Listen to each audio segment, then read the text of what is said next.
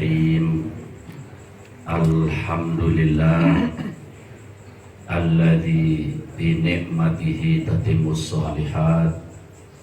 Wassalatu wassalamu ala sayyidis sadat Sayyidina wa maulana Muhammad wa ala alihi wa ashabihi al-jumiz zahirat. Allahumma salli ala sayyidina Muhammad al-fatihi lima ughliq wal khatimi lima sabaq nasiril haqqi bil haqq wal hadi ila siratikal mustaqim wa ala alihi haqqa qadrihi wa miqdarihil azim. Amma ba'du.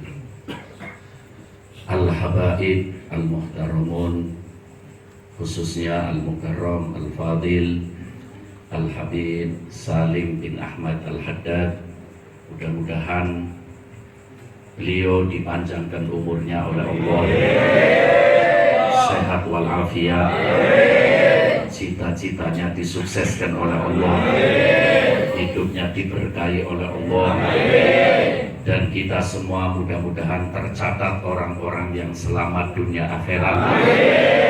Kita semua tercatat orang-orang yang bahagia dunia akhirat. Mudah-mudahan kita tercatat orang-orang yang akan mendapat syafaat Nabi Muhammad SAW. Dan yang paling kita harapkan, mudah-mudahan kita semua calon-calon penduduk surga.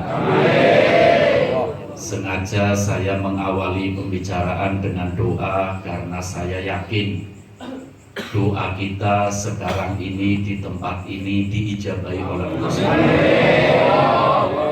Karena sejak sore tadi diawali dengan wadifah, kemudian maulid burdah, kemudian tadi mahalul qiyam, yang isinya semuanya adalah membaca sejarah Nabi kita Muhammad SAW. Sebagaimana diriwayatkan, inda dzikris sholihin tatanazzalur rahmat, ketika dibaca sejarah kehidupan orang-orang yang soleh, Allah menurunkan hujan rahmat. Apalagi yang kita baca tadi adalah sejarah Ra'sus Sholihin, pimpinan orang-orang soleh sedunia, yaitu Nabi kita Muhammad SAW.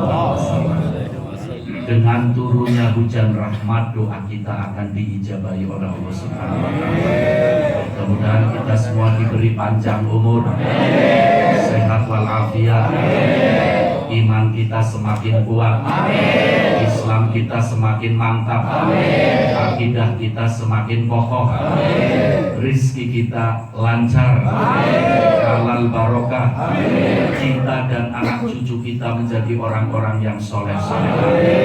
Di antara kita, saudara-saudara kita yang sedang menderita sakit disembuhkan oleh Allah. Kita yang sehat-sehat dijauhkan dari berbagai penyakit. Cita-cita kita disukseskan oleh Allah. Problem yang menimpa kita diberi jalan keluar oleh Allah. Dosa dan kesalahan kita diampuni oleh Allah. Barokah majelis ini, mudah-mudahan kita semua menjadi orang yang istiqomah sampai mendapatkan husnul khotimah. Amin ya rabbal alamin. Para hadirin, saya diberi informasi oleh Al-Mukarram Al-Fadil Al-Habib Salim bin Ahmad Al-Haddad bahwa di tempat ini, di zawiyah ini, tiap malam Selasa 1 bulan 1 kali ada pembacaan burdah. Sangat amat beruntung kita yang rutin menghadiri pembacaan burdah. Sebab para hadirin, Al-Imam Al-Busiri, pengarang qasidah burdah, itu lahir tahun 1212 Masehi. Sekarang 2017. Beliau menulis burdah sekitar usia 50 tahun. Jadi burdah itu sejak ditulis sampai sekarang sudah kurang lebih 900 atau 850 tahun. Kita bayangkan para hadirin, kalau sekarang orang punya pendapat, orang punya tulisan tentang Nabi kita Muhammad SAW, mungkin akan cepat tersebar dengan dipublikasikan lewat internet. Tapi 800 tahun yang lalu belum ada komunikasi, belum ada internet, tapi begitu cepat tersebar qasidah burdah, maulid burdah. Siapa yang mempublikasikan? Langsung Allah Subhanahu wa Ta'ala, langsung Rasulullah Sallallahu Alaihi Wasallam. Ini merupakan satu keistimewaan dari qasidah burdah. Apalagi kalau kita lihat sejarah penulisannya, mungkin kita sudah mendengar dari Al Habib Salim, tapi mudah-mudahan dulu beliau menulis karena tertimpa satu penyakit yang sudah berusaha kemana-mana belum diberi kesembuhan oleh Allah, maka beliau seorang ahli syair, Al-Imam Abu Abdillah Muhammad Al-Busiri, pengarang kitab Burdah, itu adalah seorang ulama besar, seorang ahli thariqah. Beliau hidup di zaman Al-Imam Abul Hasan Asy-Syadzili. Beliau juga hidup di tengah-tengah ulama-ulama tasawuf. Tapi qasidah burdah begitu direspon para hadirin, sampai ketika beliau mengarang kitab burdah, kemudian diusap oleh tangan yang mulia Rasulullah SAW, spontan penyakitnya disembuhkan oleh Allah Subhanahu wa Ta'ala. Malam beliau bermimpi Rasulullah, diusap badannya oleh Rasulullah. Pagi beliau keluar dari rumah, ada seorang soleh yang mengatakan, coba qasidahmu yang tadi malam engkau gores untuk memuji Rasulullah, mengungkap sejarah Rasulullah, mengharap dari Rasulullah Sallallahu Alaihi Wasallam. Sampai heran Al-Imam Abu Abdillah Muhammad Al-Busiri, ini belum saya beritahukan kepada siapa-siapa. Kok Anda tahu? Betul, aku sudah diberitahu oleh Rasulullah Sallallahu Alaihi Wasallam. Langsung dipublikasikan oleh Rasulullah. Artinya apa? Rasulullah bangga dengan qasidah burdah. Makanya orang yang rajin hadir di tempat ini ikut membaca qasidah burdah, mudah-mudahan dibanggakan oleh Rasulullah SAW. Amin ya rabbal alamin. Kemudian para hadirin, Al-Imam Ibnu Hajar Al-Asqalani itu pernah dalam satu keterangan menyampaikan, orang kalau punya penyakit tidak usah bingung-bingung, baca saja burdah, insya Allah Allah sembuhkan penyakitnya. Orang yang punya cita-cita, kepingin sukses, tidak usah bingung-bingung, baca saja qasidah burdah. Orang yang punya problem, tidak usah berpikir macam-macam, baca qasidah burdah, tapi dengan niat, karena ingin mendekatkan diri kepada Allah dan ingin mendapatkan syafaat dari Nabi kita Muhammad SAW. Para hadirin, ketika Al-Imam Ibnu Hajar Al-Asqalani mengatakan seperti ini, tetangganya seorang Nasrani mendengar. Ketika mendengar, kemudian satu saat salah satu tetangganya juga terkena penyakit. Ketika terkena penyakit, ngomong musyawarah sama orang Nasrani ini, hayya bina nab'ath ila tabib, ayo kita cari dokter karena ada salah satu anak saya terkena penyakit. Kata Nasrani ini, aku mendengar dari Imam Ibnu Hajar Al-Asqalani, kalau kita kena penyakit nggak usah, ya baik usaha secara lahiriah, karena Rasulullah juga pernah mengatakan, tadawu ya ibadallah, kalau kita kena penyakit, berobatlah, cari obat secara fisik, tapi jangan lupa juga secara rohaniah. Orang Nasrani ini mungkin hatinya dibuka oleh Allah, mendengar seperti ini dari Imam Ibnu Hajar, kemudian menyampaikan kepada tetangganya yang anaknya sakit. Coba kita ikuti apa yang difatwakan oleh Al-Imam Ibnu Hajar. Kita baca, ambil aja burdah. Belum sampai dibaca para hadirin, ketika itu penyakitnya di telinganya. itu kitab Burdah diambil, diusap-usap di telinganya. Dengan penuh keyakinan, spontan Allah memberi kesembuhan. Shallu ala Nabi. Melihat kejadian seperti ini, Nasrani langsung datang ke rumahnya Al-Imam Ibnu Hajar Al-Asqalani, mengulurkan tangannya, mengucapkan asyhadu an la ilaha illallah wa asyhadu anna Muhammadar Rasulullah. Ini sekilas para hadirin tentang Burdah. Kenapa saya menyampaikan seperti ini? Maaf, karena dewasa ini, apalagi kita-kita yang suka lihat informasi-informasi dari internet, di sana banyak orang yang ingkar terhadap Burdah, yang mengecek Burdah. Tapi kita yakin para hadirin, karena Burdah isinya adalah pujian kepada Rasulullah, isinya syukur kepada Allah, isinya doa memohon kepada Allah, isinya juga sejarah Rasulullah SAW, dan di dalam Burdah isinya adalah doa. Jadi komplit kalau kita baca Burdah. Kalau kita membaca di internet, ini ngomong-ngomong internet supaya kita tahu para hadirin, internet itu informasi. Kalau informasi bisa benar, bisa salah. Tapi kalau ngaji sama Habib Salim di sini pasti benar. Ini para hadirin, jangan sampai kita tertipu dengan internet. Sekilas saya tadi menyampaikan tentang Burdah, mudah-mudahan kita mendapatkan barokahnya. Semua penyakit kita disembuhkan oleh Allah. Semua problem yang menimpa kita diberi jalan keluar oleh Allah. Dan mudah-mudahan yang dicita-citakan oleh Habib Salim dan kita semua disukseskan oleh Allah SWT. Para hadirin, kemudian kata beliau, malam hari ini di samping kita membaca Burdah, sekaligus kita memperingati Isra Mi'raj Nabi besar Muhammad SAW. Kalau kita ngomong Isra Mi'raj para hadirin, itu di sana segudang hikmah, sederet manfaat. Tidak cukup waktunya kalau kita ngomong 1 jam, 2 jam sampai subuh, belum selesai itu membongkar bagaimana hikmah Isra Mi'raj. Tapi yang paling penting para hadirin, bahwa Isra Mi'raj isinya adalah penataan hidup. Penataan hidup. Maaf, sesuatu yang tertata. Indah apa enggak? Indah. Ada rumah besar bagaikan istana, tapi berantakan.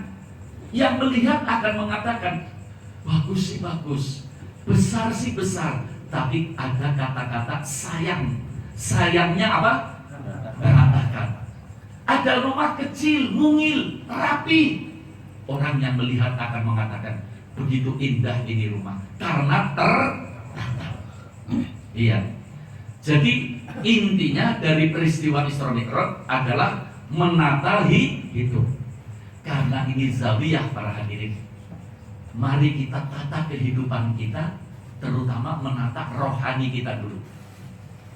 Ya, saya teringat kalau tadi saya mengatakan pada hakikatnya peristiwa Isra Mi'raj adalah isinya penataan hidup. Maaf, tadi kalau tertata akan wujud keindahan. Mudah-mudahan dengan kita menata hidup kita lewat peringatan Isra Mi'raj, insya Allah hidup kita semuanya indah. Pada hakikatnya hidup itu indah para hadirin. Lihat itu kehidupan Rasulullah Sallallahu Alaihi Wasallam. Rasulullah hidupnya sangat amat sederhana. Itu sejarah mengatakan Rasulullah rumahnya tidak lebih dari 6 meter persegi. Rasulullah kalau berdiri, kepalanya nempel atap. Dari pendeknya rumah Rasulullah. Kalau bangun tidur, membekas badannya, tidak pakai spring bed. Kadang-kadang dapurnya 3 hari, 5 hari tidak digunakan, tidak ada yang untuk masak. Sabuknya dikencengi Rasulullah. Tapi Rasulullah mampu mengatakan, inna baiti jannati, rumahku adalah surgaku. Ya, kalau kita sekarang hidup diberi kenikmatan yang luar biasa, kita harus mampu mengatakan, rumahku adalah surgaku. Padahal kalau dilihat, Rasulullah di rumah dengan di masjid banyak mana? Banyak di masjid.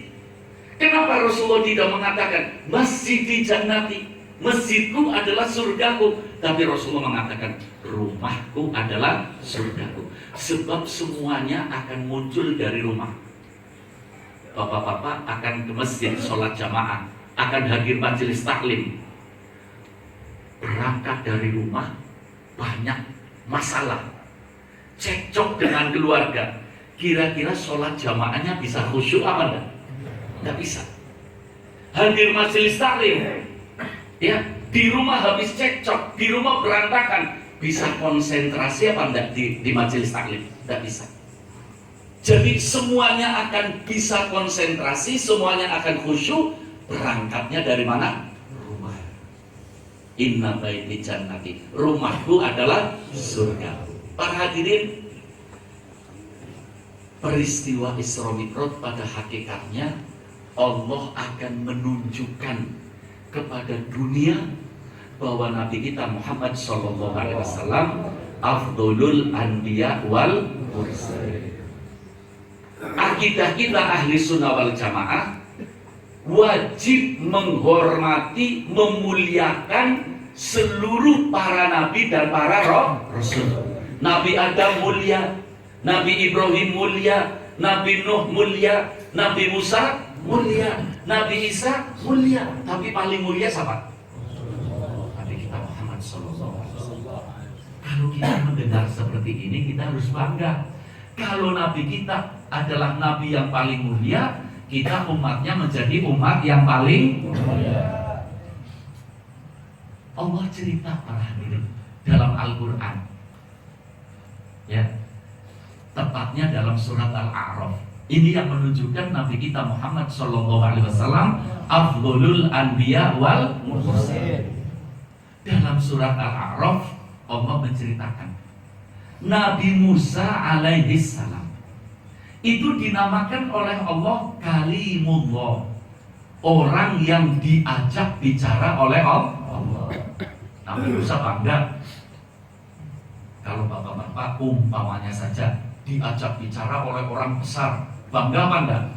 Satu majelis yang diajak bicara hanya satu, mungkin akan membanggakan diri, ini hanya aku nih yang diajak bicara, ya.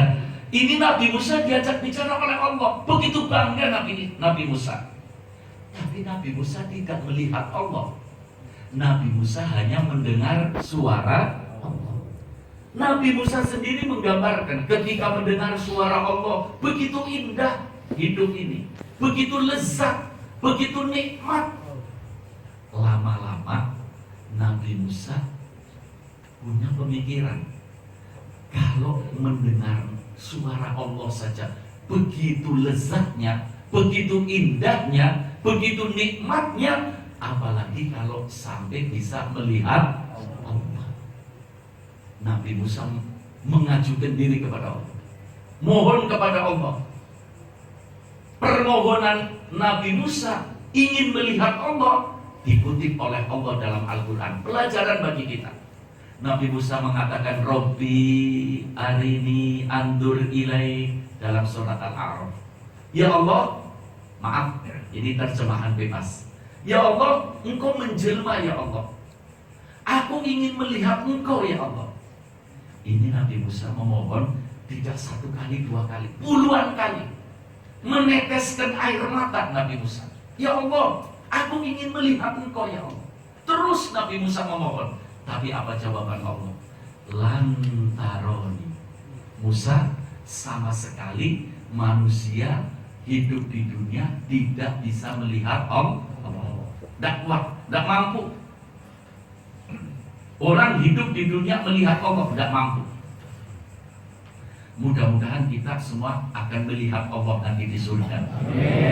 Amin. Amin. Wujuhun yawma idzin nadhirah ila rabbiha nadhirah. Mudah-mudahan kita termasuk dalam ayat ini. Amin. Nabi Musa, coba diamati para hadirin. Nabi Musa ingin, Nabi Musa berkehendak melihat Allah, tapi Allah tidak berkehendak. Nabi kita Muhammad. Shallu ala Nabi. Sejarah tidak pernah mencatat Nabi Muhammad Rasulullah ingin melihat Allah. Tidak pernah mencatat sejarah. Tapi waktunya antara maghrib sampai isya. Makanya para ulama mengatakan waktu antara maghrib sampai isya lebih afdol dari waktu tengah malam. Ya, berapa banyak para aulia diangkat oleh Allah menjadi para wali, itu waktunya antara maghrib sampai isya. Namanya waktu awwabin. Ya. Asy-Syaikh Sulaiman, seorang ulama besar, kalau tidak salah pengarang kitab Ta'limul Muta'allim, itu pernah menyampaikan sama gurunya, "Ya Syekhi, aku senang puasa sunnah, tapi antara maghrib sampai isya aku sibuk makan. Jadi auratnya, zikirnya banyak aku tinggalkan karena aku sibuk apa? Makan. Lebih baik mana ya Syekh? Aku tinggalkan puasa sunnah, tapi aku menjalankan aurat, zikir, menghidupkan antara maghrib sampai isya." Syekhnya mengatakan lebih baik untuk menghidupkan antara maghrib sampai isya. Apalagi yang antara maghrib sampai isya nongkrong di depan TV. Allah. Itu yang belum ngerti arti waktu antara maghrib sampai isya. Para hadirin, antara maghrib sampai isya Rasulullah sedang istirahat di Masjidil Haram Mekah, baru pulang dari Taif, ditemani oleh seorang sahabat bernama Harithah.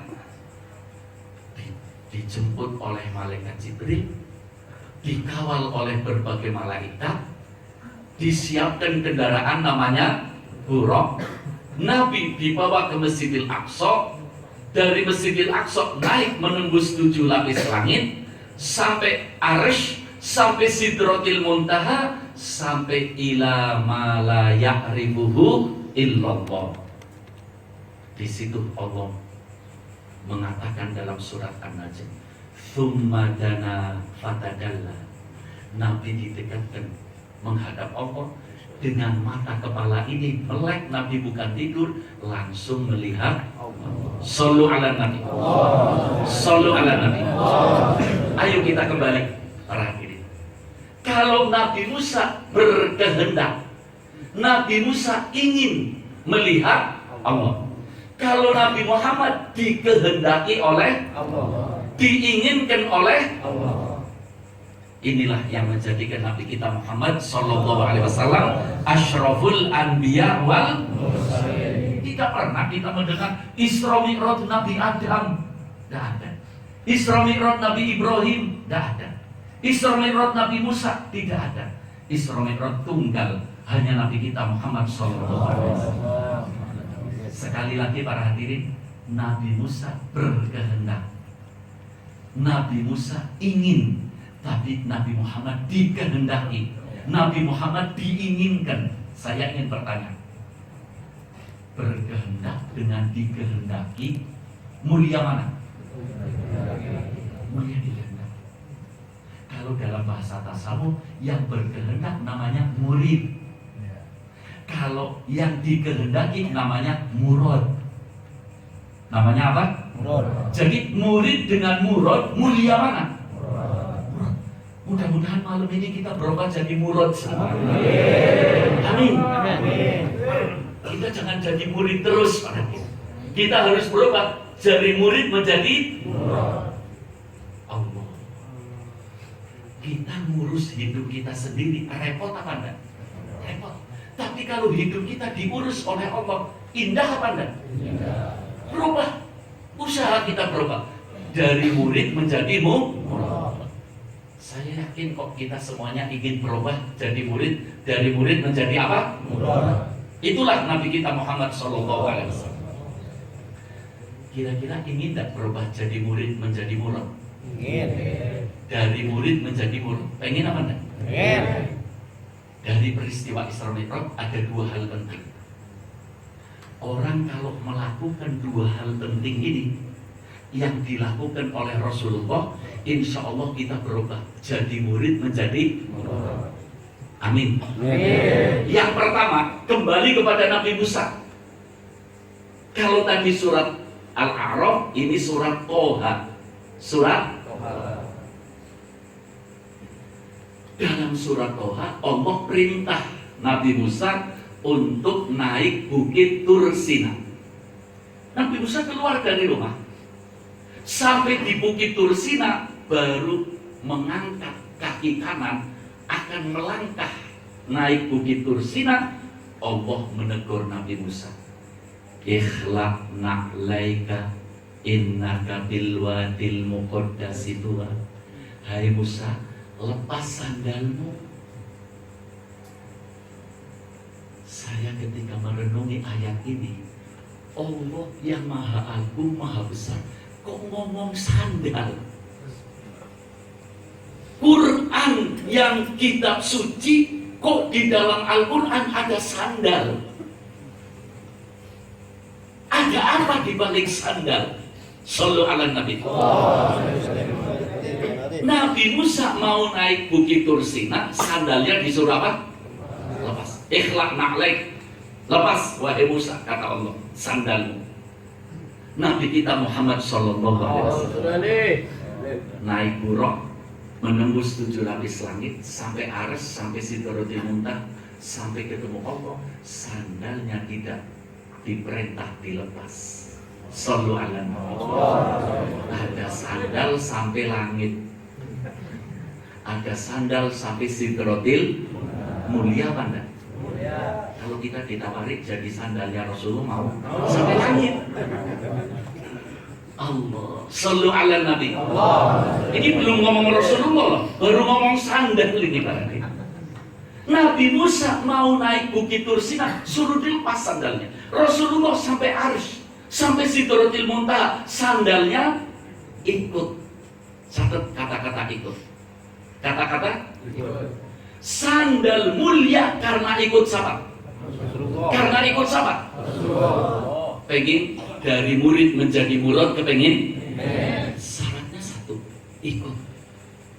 Syaratnya siapa? Ikut Allah. Kita kalau ikut Rasulullah, berubah hidup kita. Maaf, saya kepengen kita ini semuanya hidupnya dari mulai sekarang, setiap akan melakukan apa saja muncul di hati kita, ini aku melakukan ini, ikut siapa ini? Maaf sekali lagi para hadirin. Sebab kenapa saya akhir-akhir ini, dulu sering saya ngomong gini, tapi akhir-akhir ini agak ngotot ngomong ikut. Kalau bahasa saya, bahasa Brebes itu namanya ngintil. Ngintil. Ya, mungkin ada orang Jawa di sini. Tepat sekali. Apa? Ngintil. Ikut. Kenapa para hadirin? Kemarin-kemarin di Indonesia, walaupun kelihatannya orang punya ilmu, lagi banyak salah ngintil. Salah ikut. Kalau sandalnya saja ikut Rasulullah sampai mana? Sampai langit. Kalau ngintil itu bagaimana kira-kira? Kalau ikut mereka bagaimana kira-kira? Allah. Sebab yang namanya ikut di dunia ini para hadirin, kalau tidak ikut Rasulullah, ya ikut setan. Minum pakai tangan kanan. Ya, Rasulullah di depannya ada orang minum, ada orang makan pakai tangan kiri. Rasulullah mengatakan, "Kul biyaminik, fa inna syaitana yakulu bishimali." Makanlah dengan tangan, karena setan makannya dengan tangan. Berarti yang makan dan minumnya pakai tangan kanan ikut siapa? Kalau pakai tangan kiri ikut siapa? Perhatikan ini, untuk kita dan keluarga kita semua.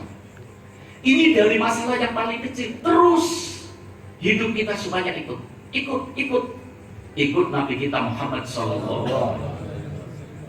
Saya tidak bisa menerangkan panjang lebar masalah ikut, namanya dalam bahasa syariah, dalam bahasa thariqah namanya ittiba. Namanya apa? Ittiba. Mudah-mudahan kita orang-orang yang bisa menata hidup. Amin. Amin. Jadi kalau kita ingin dari murid menjadi apa? Syaratnya yang pertama apa?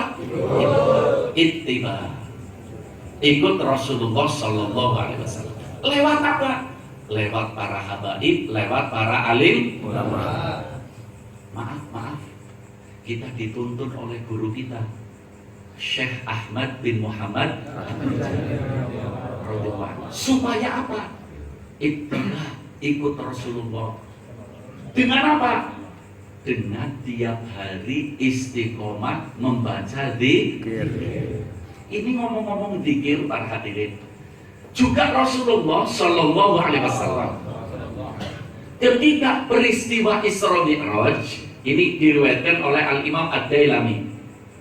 Ketika peristiwa Isra Mi'raj, Rasulullah dipertunjuk dan dipertontonkan kiamat. Begitu dahsyat kiamat, begitu panas kiamat, Rasulullah sampai meneteskan air mata. Allah. Ketika Rasulullah meneteskan air mata, ada komentar beberapa pakar hadis, itu terjadi dialog. Malaikat Jibril mengatakan, ya Rasulullah, itu tuh yang dahsyat, yang panas, itu bukan engkau ya Rasulullah. Kata Rasulullah, betul, aku ngerti. Aku lagi memikirkan umatku. Mampukah umatku menghadapi kiamat? Bisa bertahankah umatku menghadapi kiamat? Begitu dahsyat. Di saat-saat Rasulullah meneteskan air mata, Allah mempertontonkan ada orang yang wajahnya bercahaya dipayungi oleh malaikat. Maaf, orang pakai payung sendiri dengan dipayungi terhormat mana? Payung. Ya, ini orang wajahnya bercahaya dipayungi oleh malaikat. Kira-kira kita mau daftar apa deh?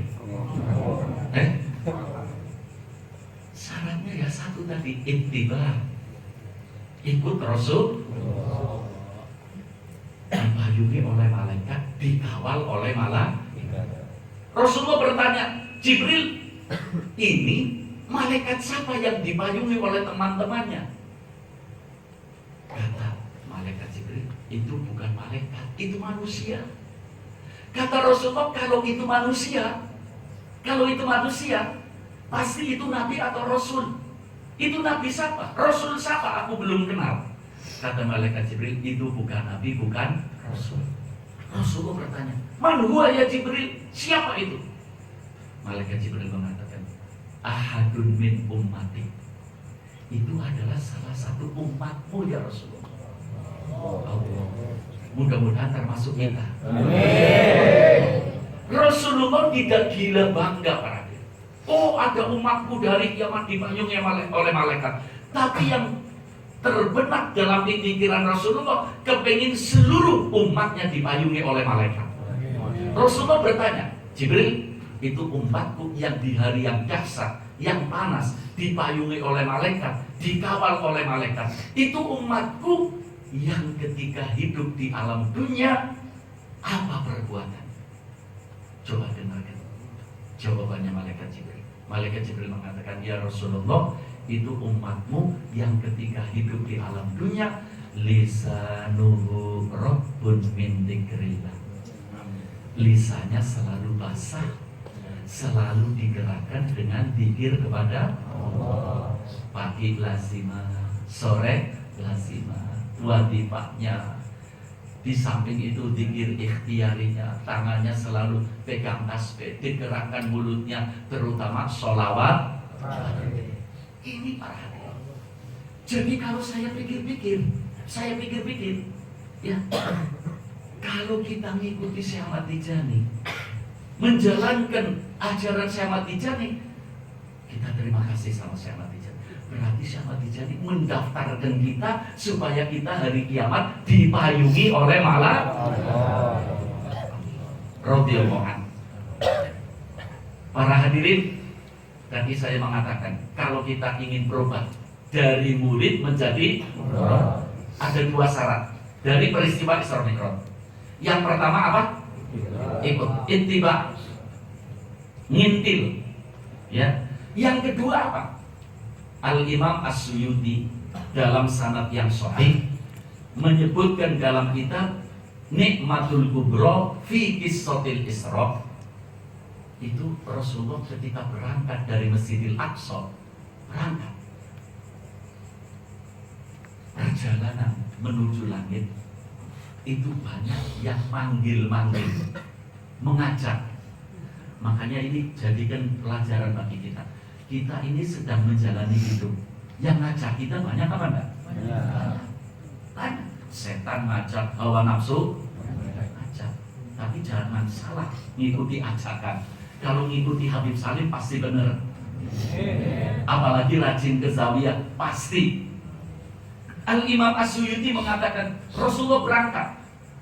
Ketika berangkat, subhanallah, da'in an yamini, ada panggilan dari sebelah kanan.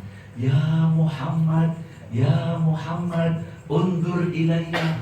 Hai Muhammad, Muhammad, lihatlah aku. Nabi Muhammad disuruh menoleh. Kalau bahasa Jawanya kita panggilimu. Ya, lihatlah aku Muhammad. Rasulullah tidak menoleh. Gagal sebelah kanan, datang lagi panggilan sebelah kiri. Da'in an yasari, ya Muhammad, ya Muhammad, undur ilayya. Hai Muhammad, Muhammad, lihatlah aku. Nabi tidak menoleh. Gagal dari sebelah kiri, dari belakang. Da'in an waroi, ya Muhammad, ya Muhammad, undur ilayya. Hai Muhammad, Muhammad, lihatlah aku. Nabi tidak menoleh. Sampai di langit pertama, subhanallah, shallu ala nabi. Malaikat Jibril, kalau tidak salah ini ya, dalam riwayat ini mengatakan, Allahu Akbar, mastaqomaka ya Rasulullah. Begitu hebat istiqomahmu ya Rasulullah. Kalau ingin ketemu Allah, dipanggil kanan kiri tidak mau menoleh. Istiqomah.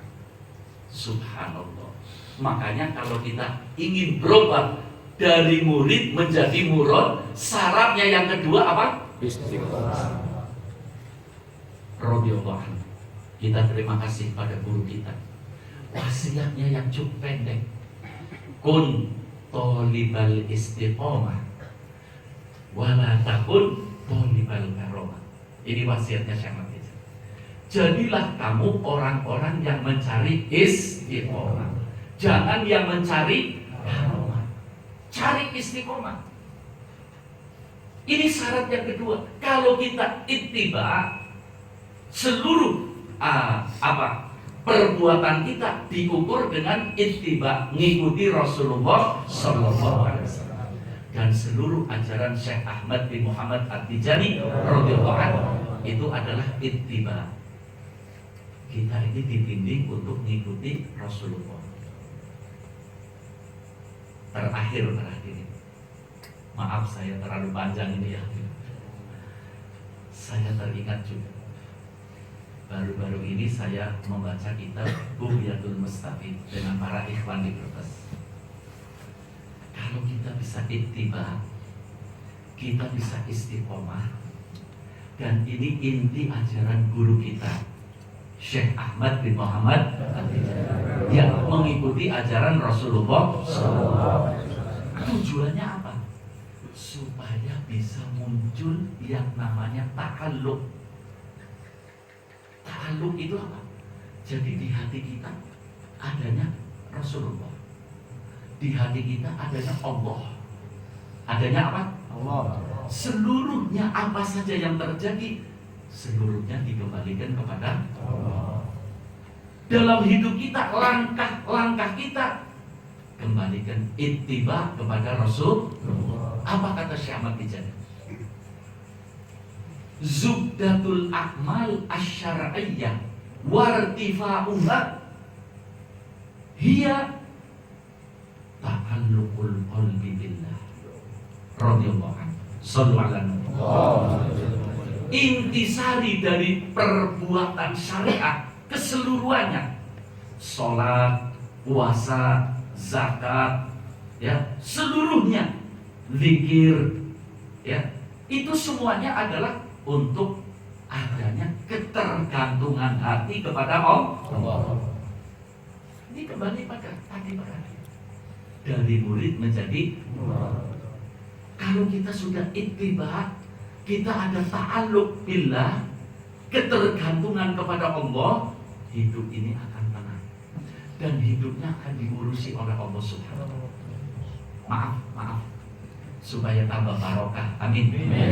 Supaya Allah menurunkan rahmat Allah. Amin. Ingat-ingat para hadirin, indah hidup kalau berubah dari murid menjadi murid. Keindahan hidup harus kita nikmati bersama. Ta'alluqul qalbi, ketergantungan hati, kerinduan hati, ya. Fokus yang ada di hati kita Allah dan Rasulullah, hidup indah. Contohnya, ini yang memberi contoh Syekh Ahmad Tijani radhiyallahu anhu. Nabi Ibrahim alaihissalam. Makanya thariqah kita ini dinamakan thariqah At-Tijaniyah, thariqah Ahmadiyah, thariqah Ibrahimiyah, thariqah Hanifiyah. Kenapa Ibrahimiyah? Karena Syekh Ahmad Tijani menggiring kita, ikhwan dan para muhibbin semuanya, supaya Ibrahimiyah. Ibrahimiyah kenapa? Karena Nabi Ibrahim itu ta'alluqnya kepada Allah luar biasa. Kita semuanya mendengarkan, ya para hadirin, apalagi nanti kita bisa baca dalam Al-Quran, Allah ceritakan dalam surat Al-Anbiya. Kita semuanya sudah mendengar Nabi Ibrahim pernah diapakan oleh Raja Namrud. Dibakar.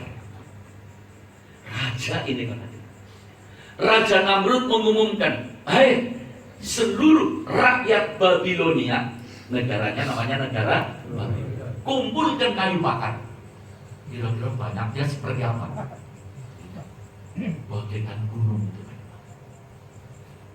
Raja Namrud bikin panggung untuk menyaksikan dari atas nanti bagaimana Ibrahim masuk ke dalam api.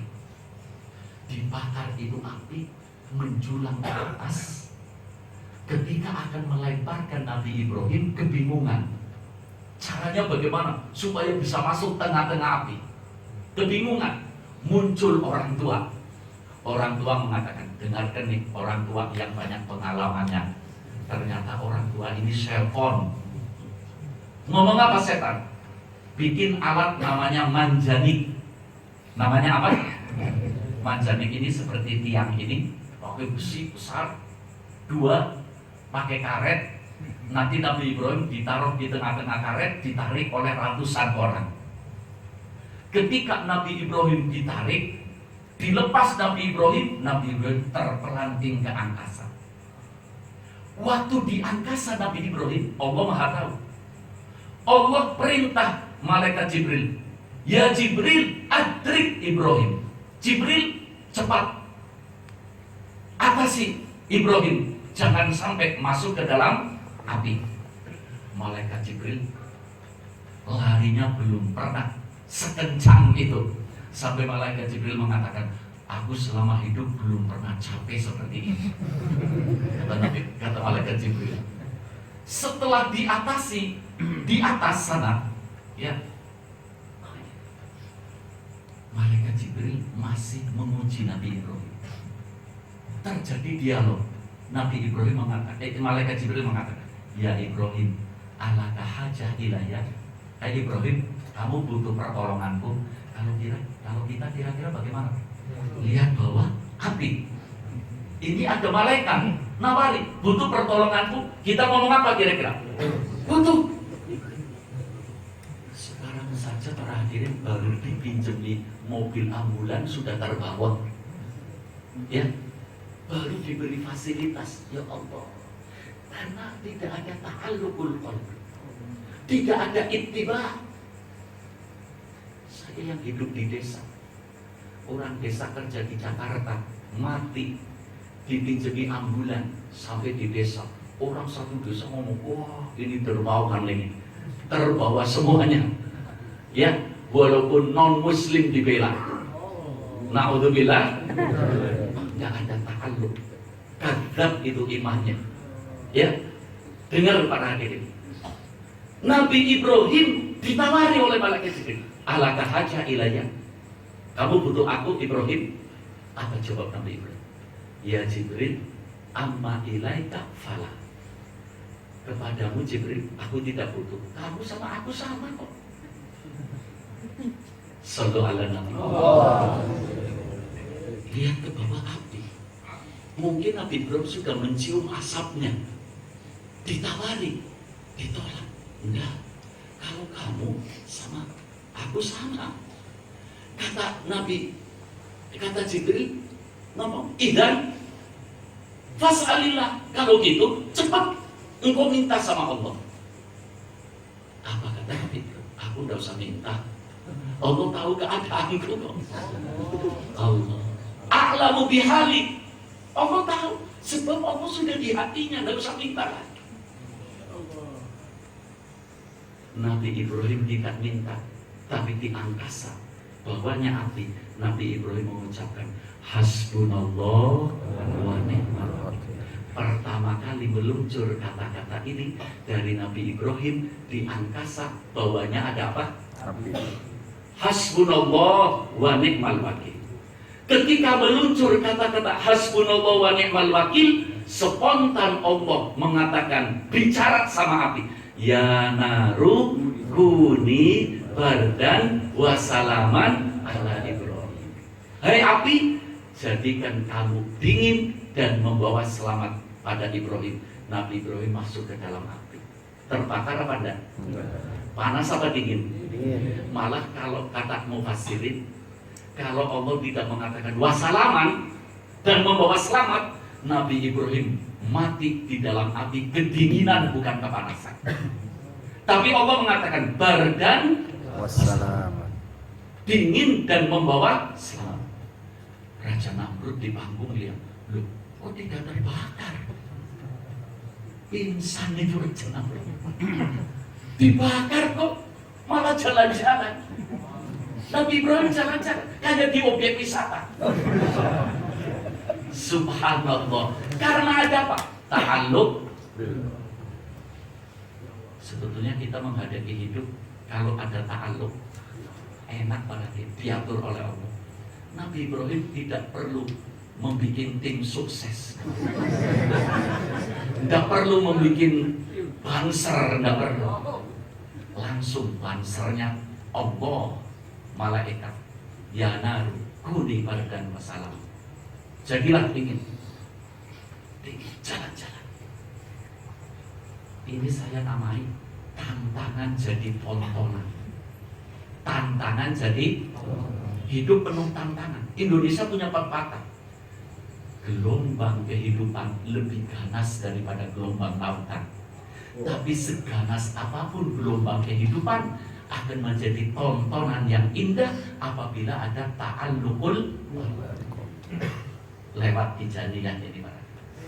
Walaupun yang belum tijani jadi muhibbin aja sudah beres insyaallah. Amin.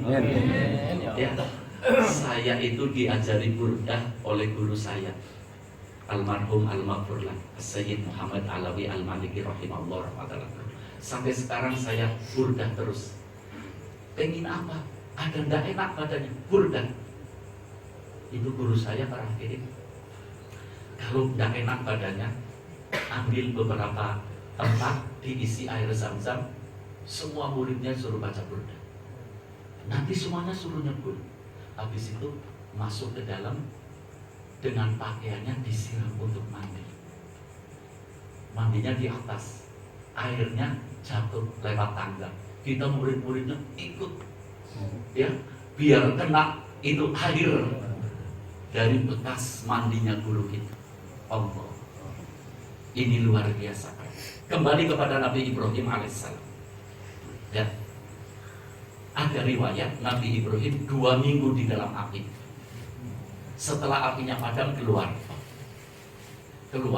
umatnya sudah nunggu pengikut. Ada yang tanya, Nabi Ibrahim, engkau hidup paling senang, selama hidup paling senang di mana? Tadi di api, enak, dingin, gak panas. Subhanallah, sallu ala Nabi. Ini tidak ada selesainya para hadirin. Tapi mudah-mudahan yang sedikit banyak manfaat. Amin. Astagfirullah, Anda mau beri ini yang masalah Ramadan.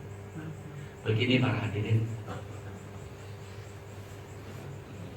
mudah-mudahan kita semua diberi panjang umur, sehat walafiat, bisa mendapatkan bulan Ramadan, termasuk orang-orang yang bisa puasa selama bulan Ramadan, bisa sholat tarawih selama bulan Ramadan, bisa tadarus selama bulan Ramadan, bisa mendekatkan diri kepada Allah selama bulan Ramadan, dan mudah-mudahan seluruh ibadah puasa kita, baik puasanya, baik zakatnya, baik tadarusnya, baik tarawihnya, semuanya diterima oleh Allah. Amin. Tapi yang paling kita khawatirkan, informasi dari Rasulullah pernah mengatakan, kam min so'imin laisa lahu min siyamihi illal ju' wal atos. Banyak orang yang puasa tidak dapat pahala, tidak dapat barokah, tidak dapat rahmah, dapatnya haus dan Allah. Ini yang kita khawatirkan. Makanya masih ada beberapa waktu menjelang Ramadan kita konsultasi kepada para habaib, hadir majelis-majelisnya para ulama, supaya kita belajar bagaimana puasa yang diterima oleh Allah. Iya. Kemudian para hadirin, kalau bulan Ramadan sudah mulai tanggal 20, kita mengharapkan apa? Lailatul. Mudah-mudahan kita orang yang dapat Lailatul. Saya diberitahu oleh jadi Syekh Ali bin Ahmad Basalamah. Beliau adalah seorang muqaddam Thariqah At-Tijani. Beliau pernah berguru dengan Sayyid Alawi Al-Maliki, seorang muqaddam di Mekah. Kemudian beliau berguru dengan Mufti Asy-Syafi'iyah As-Sayyid Hasan Muhammad Fat'ah di Mekah. Iya. Sayyid Hasan Muhammad Fat'ah punya kitab namanya Fawaidul Hisan. Di dalam kitab Fawaidul Hisan meriwayatkan dari Nabi kita Muhammad sallallahu alaihi wasallam. Walaupun ini hadis dhaif, dalam Fadhailul A'mal yukmal bihi. Iya. Ini keunggulan umat Nabi Muhammad yang mau hadir di majelis seperti ini. Kita kalau menjelang buka, kalau puasa menjelang buka biasanya baca syahadat ya. Asyhadu an la ilaha illallah, astaghfirullah, nas'alukal jannata wa na'udzubika minan nar. Ini hadisnya Bukhari Muslim kan. Malah Nabi tidak memerintahkan untuk menjelang buka. Selama puasa, pagi, siang, malam, perbanyak ini. Kemudian ketika menjelang buka kita baca syahadat ini. Di sela-sela kita baca syahadat ini, kita baca La ilaha illallahul halimul karim, subhanallahi rabbis samawati sab'i wa rabbil arsyil azim. Orang yang baca dzikir ini 3 kali sebelum buka puasa, dalam riwayat dalam kitab Fawaidul Hisan mengatakan kaman adroka lailatul qadar, mendapatkan pahala seperti Lailatul Qadar. Jadi kalau nanti insya Allah kita panjang umur, sehat walafiat, dari mulai hari pertama bulan puasa sampai terakhir bulan puasa, mungkin 30 hari sebelum buka kita baca ini, berarti kita terus baca, mendapatkan seperti Lailatul Qadar 30 kali. Allah. Makanya ulama mengatakan Lailatul Qadar lebih baik dari 1000 bulan. 1000 bulan itu kurang lebih 83 tahun. Kalau 83 tahun kali 30 berapa? Nanti dihitung di rumah. Ini. Kemudian setelah buka kita minum yang manis. Kalau ada makan korma, pokoknya yang manis-manis. Setelah makan, jangan keburu makan nasi. Setelah makan yang manis, minum yang manis. Jangan keburu makan nasi. Apa kata Rasulullah? Ini saya baca di kitab Syaraful Ummah, tulisan guru saya. Rasulullah dalam hadis sahih mengatakan, lisso ini inda iftarihi dakwatun mustajabah. Bagi orang yang melakukan ibadah puasa, ketika buka puasa, doanya pasti diterima oleh Allah. Jadi setelah kita minum, makan korma, kita jangan makan nasi dulu. Angkat kedua tangan kita. Langit pintunya lagi dibuka. Allah lagi mendengarkan permohonan kita. Walaupun dengan bahasa kita, mohon sama Allah. Setelah Allah malah kesuntuk, wabika amantu, dan seterusnya. Di sela-sela kita berdoa, baca. Ini riwayat sahihah. Ya Azim, Ya Azim, Anta ilahi, la ilaha ghairuk, ighfir liyad dhanbal azim, fa innahu la yaghfiru dhanbal azim illal azim. Kata Rasulullah, yang buka puasa baca zikir ini, seluruh dosanya diampuni oleh Allah, seluruh keluarganya dilindungi oleh Allah, seluruh urusannya dimudahkan oleh Allah. Saya kepengin ini bisa dilakukan oleh kita semua. Makanya saya siapkan tulisannya. Al-Abu ya Abu. Bisa dibagi sekarang. Monggo.